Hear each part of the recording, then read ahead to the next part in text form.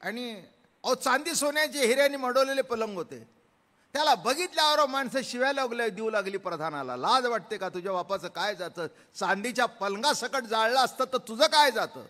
ते म्हणले माझं चुकलं असेल तर 10 नाही 100 जोडे मारा, पण हे हुकूम बघा. राजाने लिहिलंय की एवढीच तिरडी बांधा की माझे हात लोंबकळतील. आणि कुणी जर पुढे विचारलं की ही एवढी लहान का, तर सर्वांना सांगा सिकंदरने जाताना मरता मरता संदेश दिलाय. या जगाने जग जिंकलं, जग हरवलं, लाखोनी कमवलं, पण वर जाताना हात हलवत गेला. कळलं का? कारण ते खालचे हात असेच हालत होते. शक्ती अहो शक्ती आहे म्हणून हा हालत नाही. माझ्या हे म्हणून इथेच थांबले.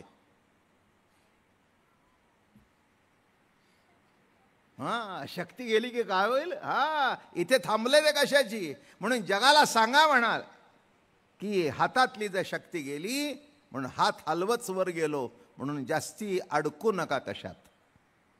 याचा अर्थ कुणाला तोडायचं नाही बरं का. आता विशिष्ट प्रमाणामध्ये तुम्ही माझ्यात अडकलाय, मी तुमच्यात अडकलोय हे नक्कीच. पण अगदीच अडकलोय असंही नाही, नाही का. 1 महिना मला भेटता, पुढचे 11 महिने कुठे मला कोणी भेटता, म्हणजे निश्चित माझ्यात अडकलेलं नाही. अडकलाय का? हां काही अपवादात्मक माणसं भेटतात, नाही असं काही नाही, पण न भेटणारी बरीच. म्हणजे अडकलाय का? अडकलाय कशात? प्रवचन चांगली होतात, आपल्याला बरं वाटतं, जाऊन 1 महिना सोय आहे आणि दगडूशेठनी सोय चांगली केलेली आहे, हॉल बिल चांगला घेतलेला आहे, बसायची अडचण नाही. मग ऐकायला काय झालं? बरोबर आहे. आता अडकलाय का माझ्यात तुम्ही? मी तुमच्यात अडकलोय का? नाही. पण 1 महिन्यापुरता तुम्ही माझ्यात अडकलाय आणि मी तुमच्यात अडकलोय. काला झाला आणि पुणे मागे पडले की कार्यक्रम मागे पडला. रोजचं तसंच असतं. ज्या गावात झालं कार्यक्रम झालं, सकाळी उठला गाडीत बसलो दुसऱ्या गावात, ते गावी मागे पडलं. 2 दिवसांनी विचारलं की 2 दिवसापूर्वी कुठच्या गावी कार्यक्रम होता हे विसरून जातं. तसं नीट लक्षात ठेवा की कोणीही काही नेत नाही, नेता येत नाही, हे लक्षात ठेवून जीवनाकडे बघा, म्हणजे त्रास व्हायचं काही कारण नाही. तसं इथे कोण अडकलाय आणि कोण मुक्त होणार आहे? कुठे अडकलाय सांगा ना. या शब्दावर चालू आहे प्रवचन. कोणीही कुठे अडकलेलं नाही बरं का. ते एक माकडीची गोष्ट सांगतात. शेवटी पूर तिच्या गळ्याला लागला, त्यालाही टाकून दिलं. कळलं का तुम्हाला? माता पिता बंधू भगिनी कोणी न पवती निर्वाणी, इष्टमित्र सज्जन सखे हे तव सुखाची मांडणी. एकला मी दुःख भोगी कुंभपाक जाचणी, येथे कोणी सोडवेना एका सद्गुरु वाचोनी. धर्म जागो सदैवाचा जो पर उपकारी. काय सांगतायत? धर्म जागो सदैवाचा, परोपकार करणं हा जो धर्म आहे. म्हणून या ठिकाणी महाराज म्हणाले कैवल्य याच्या मागे लागू नका. तुमच्या चित्तामध्ये प्रभूचं प्रेम कसं प्रगट होईल बघा. हे काय आहे? प्रभू तुमच्यावर प्रेम करतो पण तुम्ही त्याच्यावर करत नाही, हे वास्तव आहे. तुम्ही म्हणाल प्रभू माझ्यावर प्रेम करतो, याला प्रमाण काय? तुमचा श्वास आहे त्याला प्रमाण आहे. तुमचा प्रत्येक श्वास हे त्याला प्रमाण आहे. कोणी मला इथे सांगावं एका श्वासाचं मोल किती? श्वासाचं जर मोल केलं असतं आणि ते देण्याची ताकद जर असती तर या जगामध्ये कोणीच मेलं नसतं. प्रत्येक श्वास मोजून घेतला असता, पण गेला म्हणजे गेला. मग एवढा श्वास अब्जावधी रुपये देऊन एका सेकंदाचा श्वास मिळत नाही, तो ज्या प्रभूने तुम्हाला फुकट दिला त्या प्रभूचं तुमच्यावर किती प्रेम असलं पाहिजे. तुम्हाला काय वाटतं, देवाचं आमच्याकडे लक्ष नाही, त्यांना गाडी दिली ना आम्हाला गाडी दिली नाही. काय हे तुम्ही इथे अडकलाय म्हणून ते तुम्हाला अवघड जातंय सगळं. काय अरे त्याला गाडी दिलेली चालायची शक्ती नाही, तुला चालण्याची शक्ती आहे, अजून काय द्यायला पाहिजे देवानी. तुम्ही दुसऱ्याकडे बघू नका, तुमच्या जीवनाकडे बघा. म्हणजे तुम्हाला असं वाटेल काय मला प्रभूने दिलंय, काय मला प्रभूने दिलंय, काय मला प्रभूने दिलंय. तुम्ही उगी शेजारच्याकडे बघताना असं अंग चोरता, कारण त्याचा सदरा चांगला आणि माझा कमी. का कमी, का कमी. म्हणून या ठिकाणी म्हणाले तसं कोणी कुठे अडकलेलं नाही आहे. म्हणून बद्ध नाही तर मुक्त होण्याचं कारण काय. कैवल्य म्हणजे मोक्ष आणि हाच बद्धतेचा पक्ष. आणि इथे आता सांगतायत कालपासून कैवल्याही चढावा करीत विषय सेवा झाला भृत्य जीव कालवा भक्तीचे घरी. कैवल्याही चढावा, त्याच्या पलीकडे जाऊन विषयात असून सुद्धा विषयात अडकत नाही. बघा अशा आत्मैक्य अनुभवाची स्थिती ज्ञानीपुरुषाची इंद्रिय जरी विषय सेवन केले तरी त्याचे ते करणे कैवल्यावर चढावा आहे. इंद्रिय असोत विषयावरी परी मन न रिघो त्या भीतरी. इंद्रिय असोत विषयावरी परी मन न रिघो त्या भीतरी. इंद्रिय विषयावर आहेत पण मन काही त्याच्यात अडकलेलं नाही.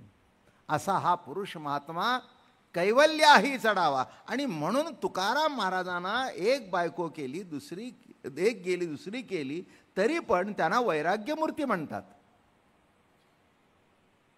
हे किती आश्चर्य आहे. बारकाव्याने बघा ना.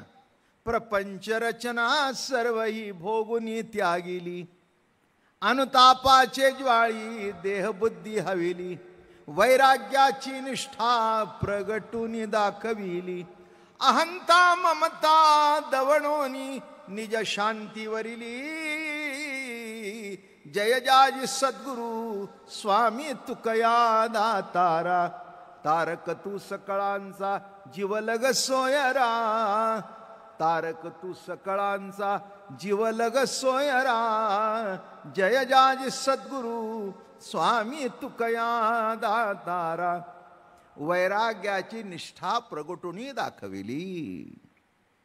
आपल्या जीवनामध्ये असं जीवन जगले म्हणजे सर्व सोडायलाच पाहिजे असं नव्हे, सर्व भोगायलाच पाहिजे असं नव्हे, पण जी मर्यादा आहे त्याच्यात राहून उपभोग घेणं हेच वैराग्य. म्हणून कैवल्याही चढावा. म्हणून तुकाराम महाराज सुद्धा अभंग म्हणतात, सांडोनिया सुखाचा वाटा मुक्ती मागे तो करंटा,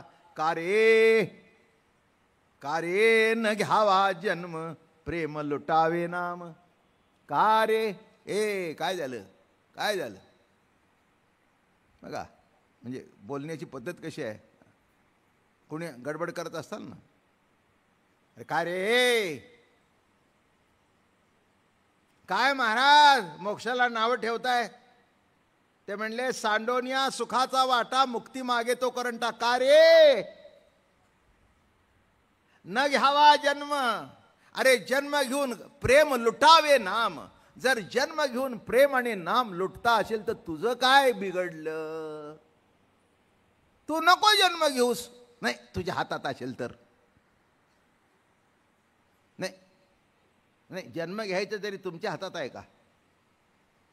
असेल तर नका घेऊ ना. बघूया.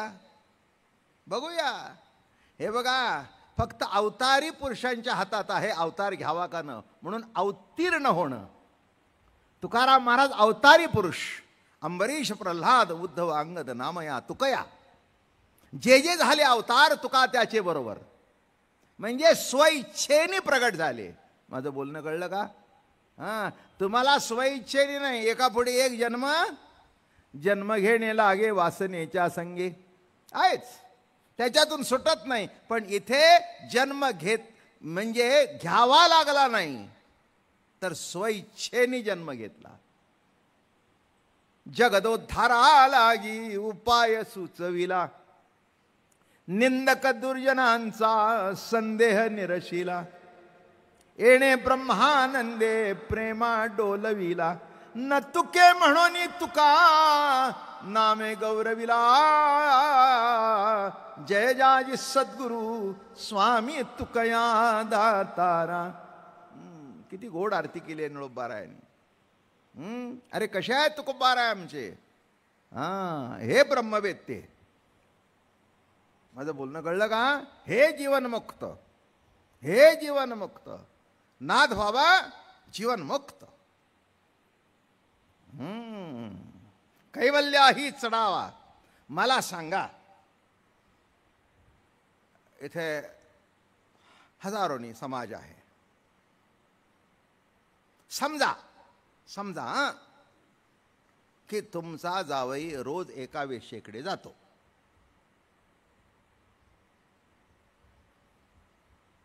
गोखले काय बघतोस त्याच्याकडे. अरे ही दुकानदारी अनादिकालपासून आहे, आजची नाही.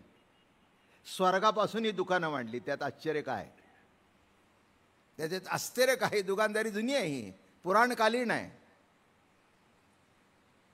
तसं नाथांचा जावई एका गणेकडेकडे जाऊ लागला.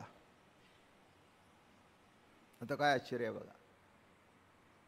बरे कीर्तनामध्ये रंगलेले, हे काय काय त्या जावयाच्या मागे जात आहेत का. पण एक दिवस मुलगी घरी आली, आईच्या खांद्यावर डोकं ठेवून मिठी मारून हंबरडा फोडला. आई, माझ्या संसाराचं वाटोळं झालं. अरे म्हटले काय झालं. अगं म्हणले ते रोज त्या कोलाटणीच्या पालावर जातात. बरं म्हणले, बघू बघू. संध्याकाळी आले नाथ बाबा कीर्तनाहून, जेवायला बसले. काय गिरजाबाई कसं काय. छान चाललंय म्हणले, पण जरा समाजाकडे लक्ष देता, जरा घरात सुद्धा लक्ष असावं. नाही म्हणले काय आत्तापर्यंत नड पडलीच नाही. तुम्ही इतकं सुंदर बघताना आम्ही मध्ये लुडबुड करावी का. बायको जर चांगला संसार बघत असेल तर नवऱ्याने बिलकुल लुडबुड करू नये. तुम्ही जर चांगलं बघताय, आल्या गेल्याचं बघताय, कधी पै पाहुणा असं म्हणत नाही की नाथांच्या घरी गेलो आम्हाला जेवण मिळालं नाही. तुम्ही सगळं चांगलं बघताय. अहो ते ठीक आहे हो, मी ते म्हणत नाही. मुलीबद्दल बोलते. काय झालं. अहो म्हणाले जावई कोलाटणीच्या पाला असा आहे. बर कुठे असते ती, जरा पत्ता काढून आण. सांगितलं अशा अशा पाला. ऐकण्यासारखी गोष्ट आहे, अंगावर शहारे येतील. हे ऐकण्यातच बरं आहे. तुम्ही सगळे बद्ध आहात म्हणून कोणी करू शकत नाही. हे नातच जीवनमुक्त. दुसऱ्या दिवशी देवपूजा वगैरे झाली. करवती काठी उपरनं शाल बिल अशी पगडी बिगडी घातलेली झुरमणे निघाले. गावातल्या माणसांची नजरच असते नाथ कुठे जातात कुठे येतात. तर आज देवळाचा रस्ता सोडून इकडे निघाले. दुसरे म्हणले आज इकडे कुठे निघाले, हा तर ह्यांच्या जावयांचा रस्ता आहे.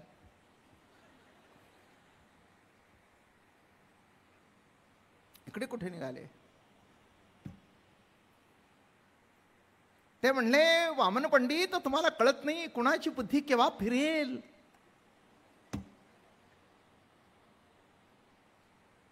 हो खरंय म्हणाले, काय सांगता येत नाही. आणि नाथांची बुद्धी फिरली. आणि हे सगळे लपून लपून मागे गेले. अहो गेले ना त्या पालामध्ये. कोण आहे. संभली तिचे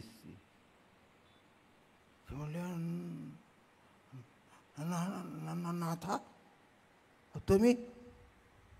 अगं बाळा एका शब्दात खलास झालं.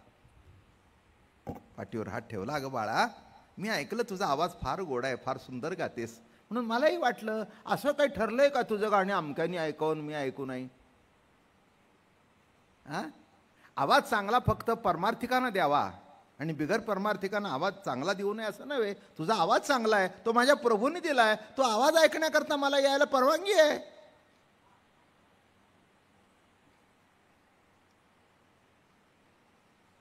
बसले. अहो तिच्याकरता पान खायला शिकले. तिथलं पान बिन घेतलं, सुना बिना लावला. तू फार चांगली लावणी गातेस. एक चांगली ऐकून दाखव. अहो तिची बोबडी वळली कशाची ऐकवते. तिला कळलं जावयाचा प्रश्नच काढला नाही त्याने, नाव सुद्धा घेतलं नाही. जावई मागून आले ना बघतायत तर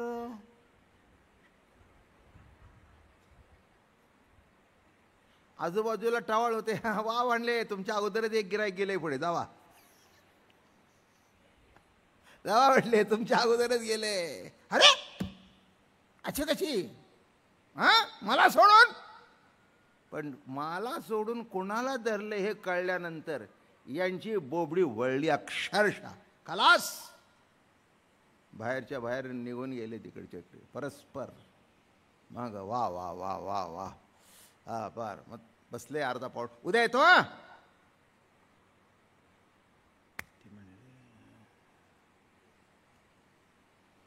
बाहेर उभे होते. काय नाथ महाराज कसं काय कीर्तन वाटलं. ते म्हटले कीर्तन म्हटलंय त्या अर्थी कीर्तन कीर्तनासारखंच असणार. नाही तुमची पावलं नाही म्हटले. काय आहे कोण कुठे जातो याचं महत्व नाही, कशा करता जातो हे महत्वाचं आहे. कोण कुठे जातो हे महत्वाचं नाही, कशा करता जातो हे महत्वाचं आहे. तुमच्या डोक्यातली कारणं निराळी आहेत आणि कारनामे सुद्धा निराळे आहेत. माझ्या डोक्यात निराळा आहे. नाही म्हणाले सगळ्या गावाला कळलं तर नाही. नाही मी मुद्दाम सांगतोय, जाऊन सांगा. तुम्हाला चौघा पांजणांना माहिती आहे, सकाळपर्यंत सगळ्या पैठणमध्ये बातमी पसरू द्या की नाथ महाराज कोलाटणीच्या पालात जाऊन बसली. तिच्याकडे जाऊनच त्यांना कोलाटीन सुचली. सगुण गुण माया सगुण गुण माया आली कोलाटीन खेळाया. सगुण गुण माया सगुण गुण माया आली कोलाटीन खेळाया. कोलाटीन मारी ऐशी उडी 21 स्वर्गावरती माडी. देखे द्वार खिडकी उघडी अगाध माया आली कोलाटीन खेळाया. नमो माय भाषा.